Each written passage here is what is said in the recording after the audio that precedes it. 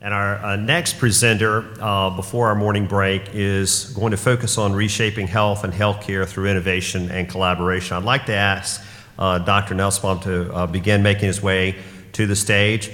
Introducing him will be the president of Anthem Blue Cross and Blue Shield. Our presenting sponsor, let's welcome Burke King to the stage. Burke.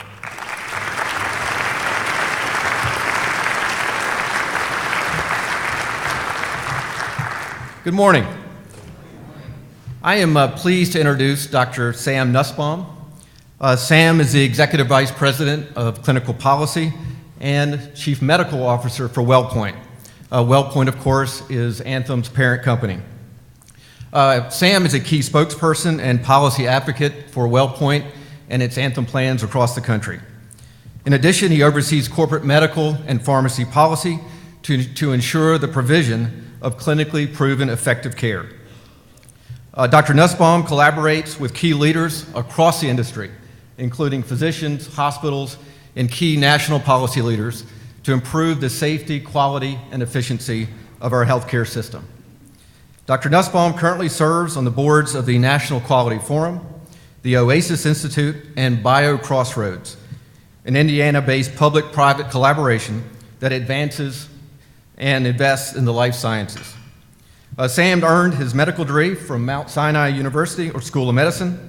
He trained in internal medicine at Stanford University and Massachusetts General Hospital, and he trained in endocrinology at Harvard Medical School. So Sam, welcome. Great to have you in Richmond. Thank you very much.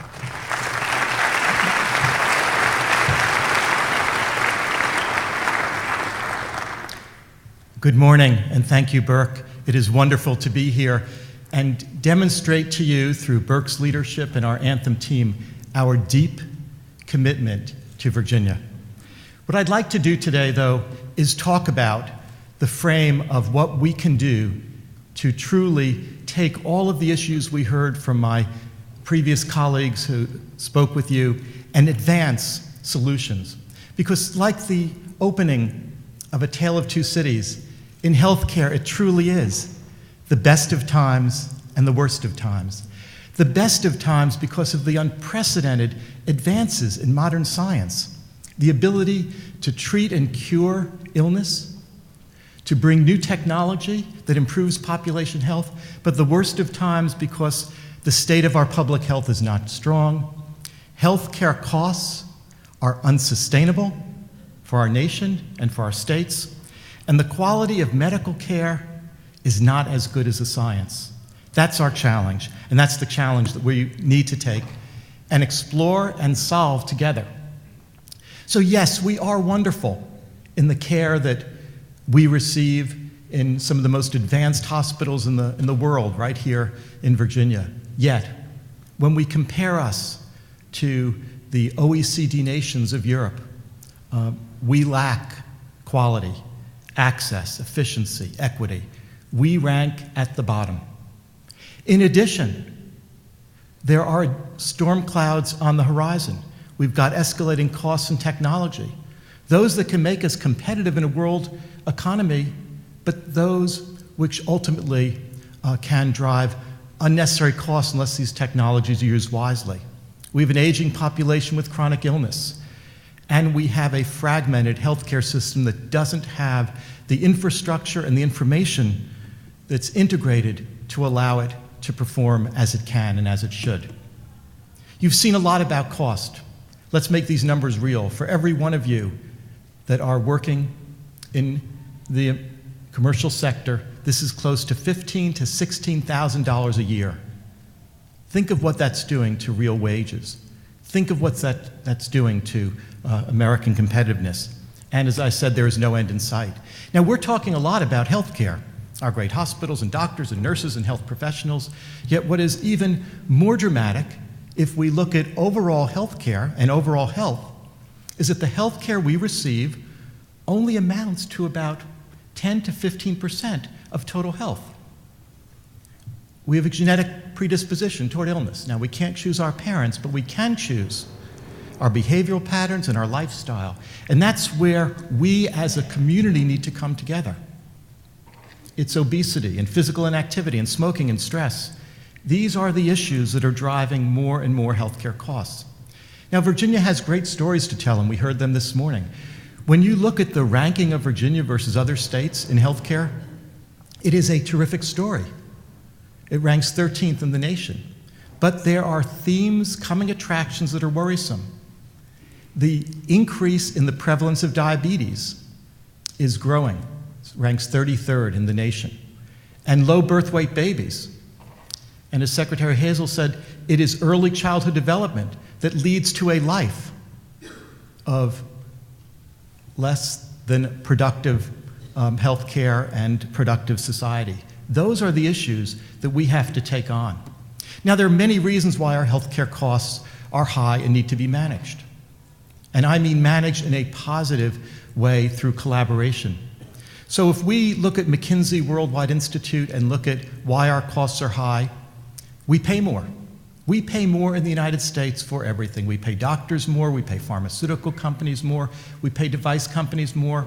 We have higher administrative costs through our insurance system. These are areas that we need to work on. These are very important areas that we need to work on. But in addition to paying more, we have a system, and I'll direct your attention to Richmond here on this slide, this busy slide, but we have a system that subsidizes government payers by private payers.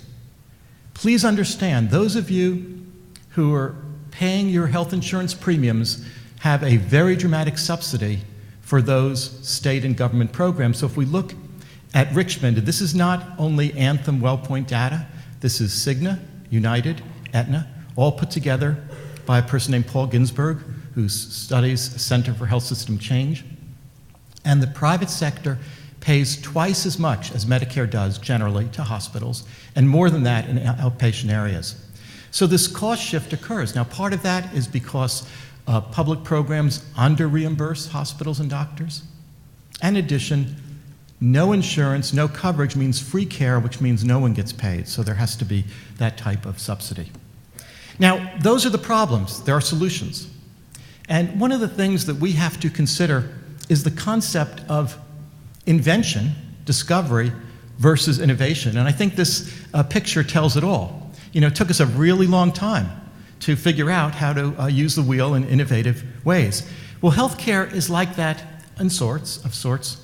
If we look at the dramatic innovation that has taken place, people with HIV/AIDS live long, fulfilling lives because of the discovery of medications. And if we look at improved screening and drugs for cancer, we have dramatically reduced death rates. Yet, think about this. Surgical robotics is in vogue in the operating room, yet it's surgical checklists, not all the technology of robotics that save lives. When we talk in a moment about payment reform, we have to talk about paying for what works, paying for the care that you need. And we talk about genomics and proteomics, we're really talking about how do we take the new specialty drugs. These are drugs that cost $10,000 a month. But these are drugs that save lives. No one should be denied these life-saving therapies. Yet how do we make sure that those drugs are used wisely? That's really what we need to do.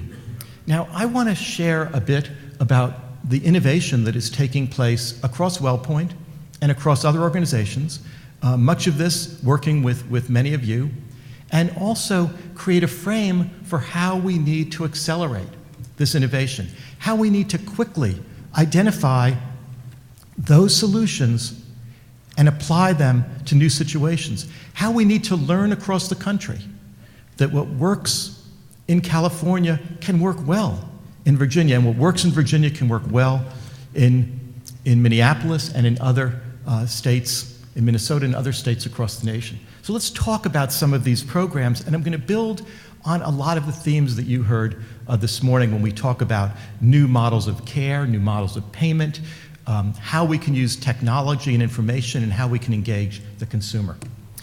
Now, there is a lot that is good about the Affordable Care Act. And one of the jewels, I believe, of the Affordable Care Act is called the Center for Medicare and Medicaid Innovation.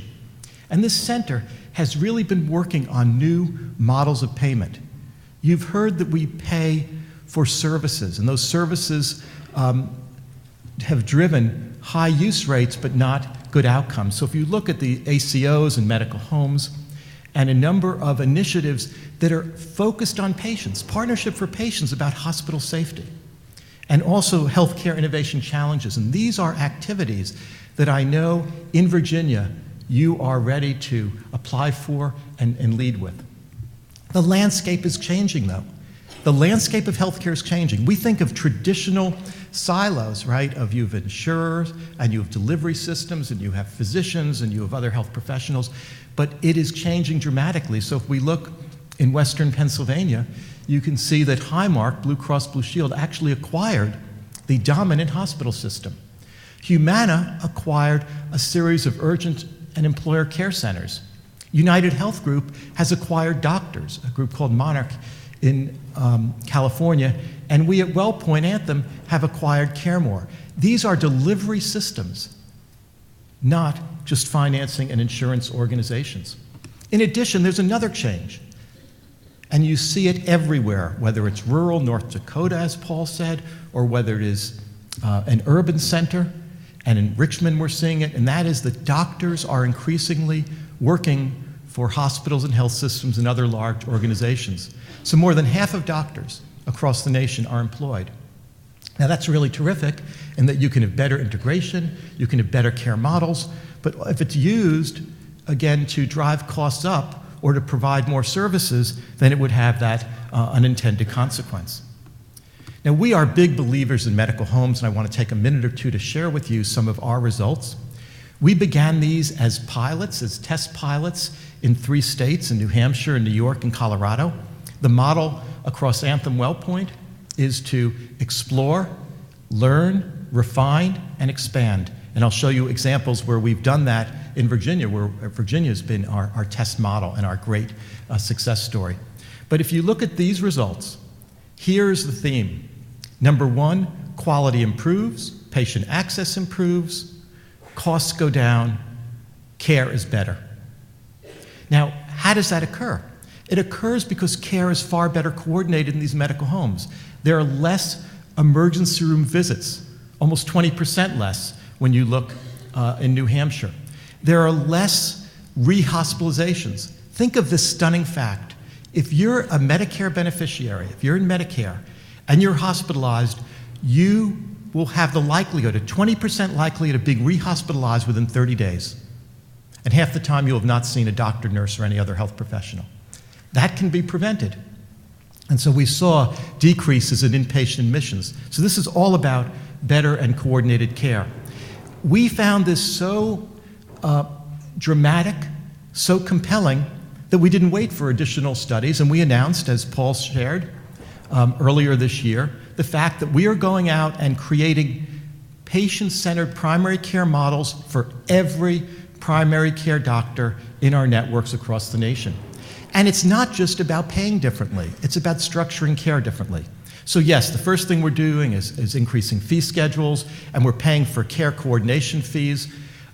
We are working towards shared savings models so that the money that is saved because of better care actually is gained by the doctors. Some of that, of course, goes back to lower costs and employers, a portion of that, an important portion of that.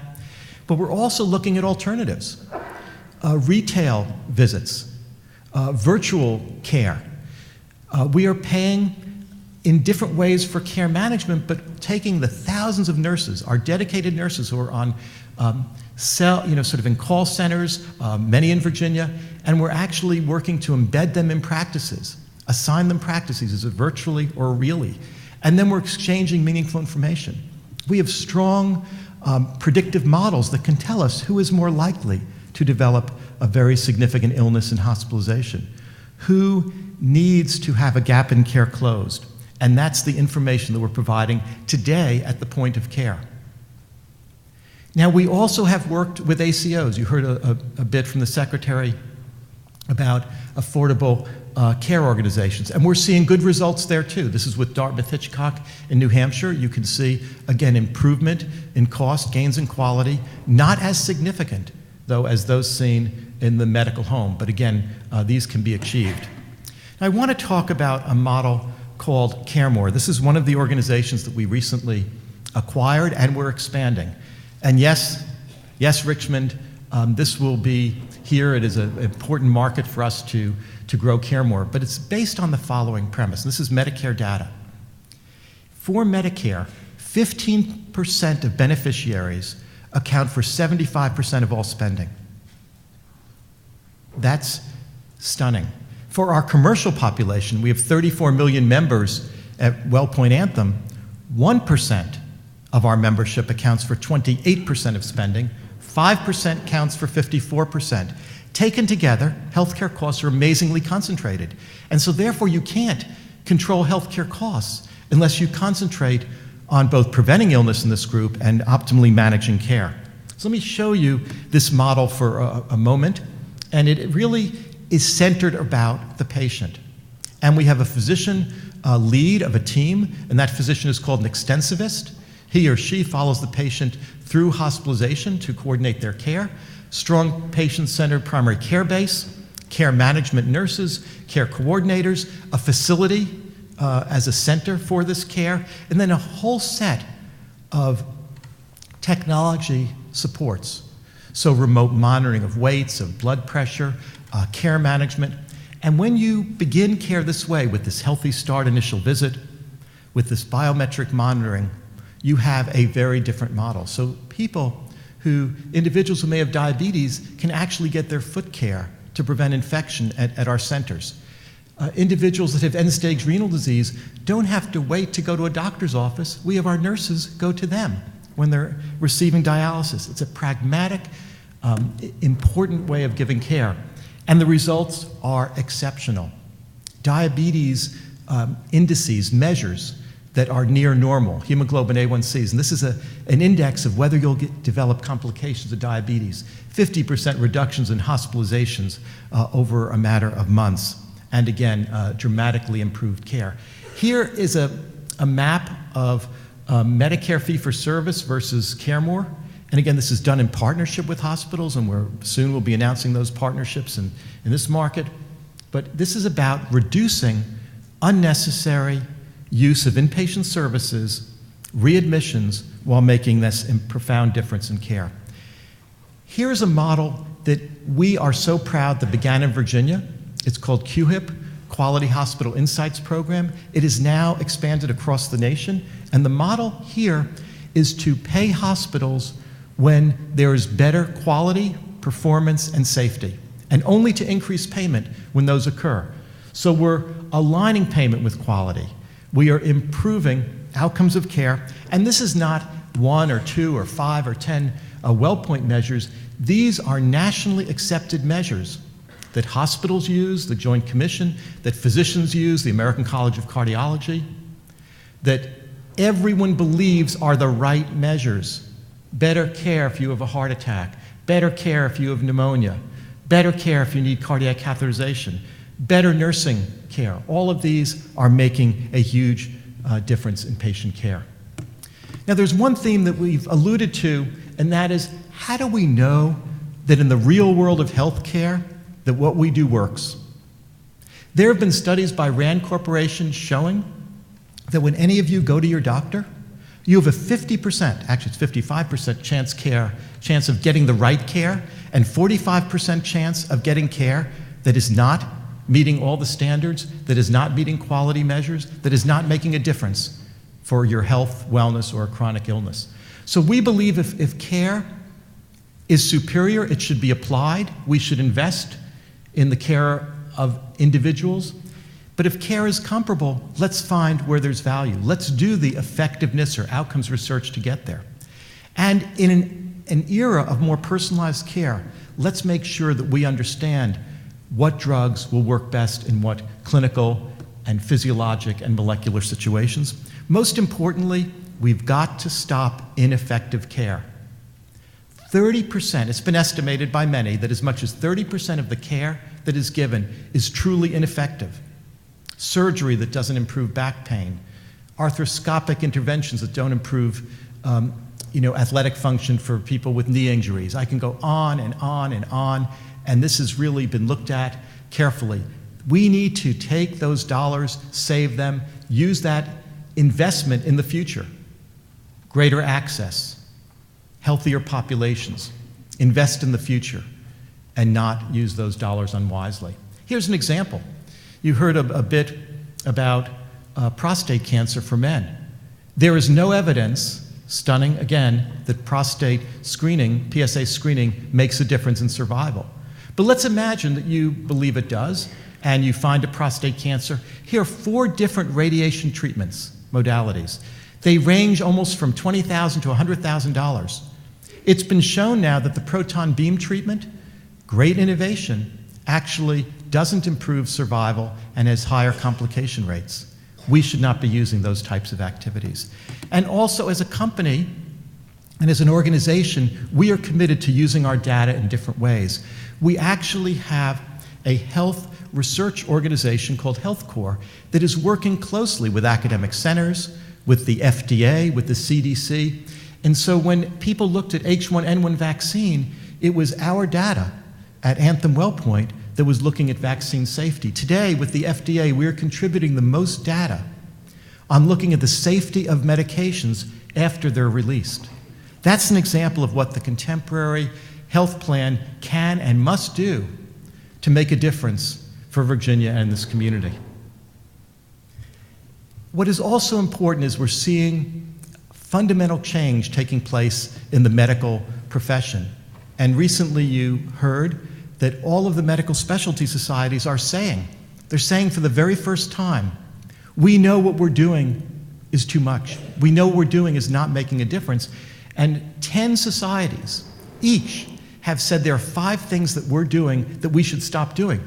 Now what's fascinating is they're not just doing this as medical societies, they're doing this in association with Consumer Reports, Consumers Union, to try to make this very available to the consumer. Now, I want to sort of close this by talking about a new way of engaging all of us in healthcare. We know today that there's just an explosion of scientific and medical knowledge.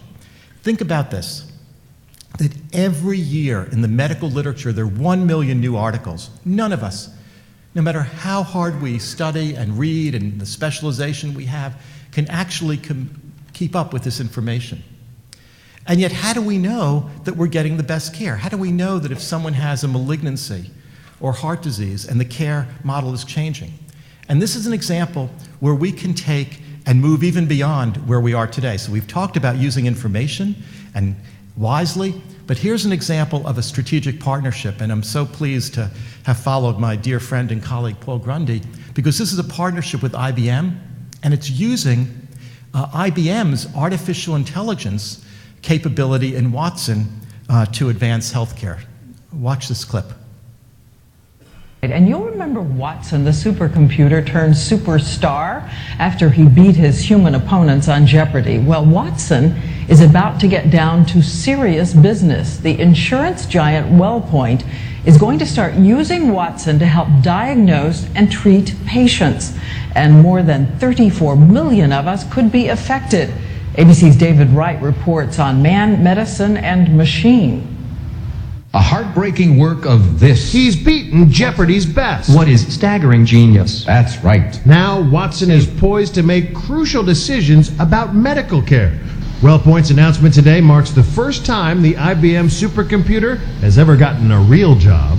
Dr. Watson has been studying for many months now, and he's gone through medical school, internship, residency. Anyone who's ever been a patient knows that the pitfalls in our system can put people in jeopardy. Insurance companies may not pay claims. Procedures can put people in the poorhouse. And even the best doctors have been known to make mistakes. So is the obvious answer Watson? Watson can process 200 million pages of data in under 3 seconds, giving even Dr. House a run for his money. MRI the spine. If that's clean, cut her open and biopsy the leg. Watson might not need to order so many expensive tests, which no doubt is part of his appeal. I would hate to see an insurance company use Watson to deny a claim. But even on Jeopardy, Watson has made mistakes, like when the answer they were looking for was a type of loose-fitting dress. Watson, what is chemise? No, sorry, that is incorrect. Entrusted with life or death decisions, some worry Watson could end up becoming like Hal from 2001. I'm sorry, Dave. I'm afraid I can't do that. WellPoint insists that won't happen when the computer's in next year. Really, Dr. Watson will serve as a consultant to physicians, not replacing physicians. He may be the smartest doctor in the world, but compassion and bedside manner may be a struggle, even for a Jeopardy champion. David Wright, ABC News, Los Angeles. Well, it's tough getting Watson a white coat, but other than that, we think that he or she really can be a major advance to really guide care to take this explosion of information. Let's close by talking about consumers and community, because what is so profound about where we need to go is to engage all of us in a very different way, not just the quality of the service we get, but to make us really health literate and competent. And one of the things that we're doing now, it's called My Health Advantage, where we take all of our medical claims and all of your pharmacy information, all the laboratory information, and look and see if there are gaps in care, where you're not getting preventive care, where if you're at risk for, let's say, a woman for osteoporosis, that you're getting the right screening, that your medications aren't interacting. Those are the activities that we're now making available to you and your doctor at the point of care. In addition, and invite you to our website to look at Anthem Care Comparison, you can see the difference for elective procedures, the quality of the hospitals, the all-in cost, not a cost estimator, but we really pay for all those procedures. Those are the ways that we can make and help support shared decision-making about the quality and the cost of care. And I want to sort of share one example of what we know as a nation we can do better. This has actually been studied in Virginia, and what we looked at is emergency room use. Now, certainly if there's an acute illness, you should be in an emergency room where you can get life-saving care, but a large number of emergency room visits are not for life-saving care, they're for what we call urgent care. The itises, sinusitis, bronchitis, otitis, important to be seen. So what we've shown in those red bars are actually our costs. Not what the hospitals or doctors charge us, but our costs, and they're in the average about $600. But look at what happens when you get seen in a retail clinic or an urgent care setting. Your care is actually far more efficient, and actually the quality was every bit as good as the emergency room. So we began this education program in Virginia for members on alternatives, on educating by having 24-hour nurses, nurse line that you can call to see if this is truly, you think, an emergency, to get guidance. But also Google Maps and smartphones. You can see the map of Virginia there. And the idea here with this program was that we were able to reduce unnecessary ER use by 20%. So think about that, because emergency rooms are full, they're reserved for emergencies. Again, an example of making a difference. And then finally, it is about community. I mentioned earlier some of the profound coming attractions that we have: diabetes, unhealthy children, and we are so committed working with all of you. We've given a $5 million grant to the Boys and Girls Clubs across the nation to teach healthy eating and increasing physical activity. You can see some of our other programs, including those with Disney, school challenges to get fit. And even Virginia is our test model for what's called an Alliance for a Healthier Generation, where we're working with the American Heart Association, the Clinton Foundation, to target children who are at particular risk of obesity and work with their families on education counseling. So to put it together, and it is so exciting to be here in a community, people that work together, that work collaboratively, because that's how we're going to solve the themes of improving health care, improving health, and certainly driving affordability. So we have to know what works and make sure that we use those services. We have to provide the right information exchange. We have to be committed to advance patient safety across every domain of care, and we have to, as we promote health, best manage chronic illness to make our nation, the Commonwealth of Virginia, and for everyone that we care so deeply about, our families and communities, healthier and more productive people. Thank you so much.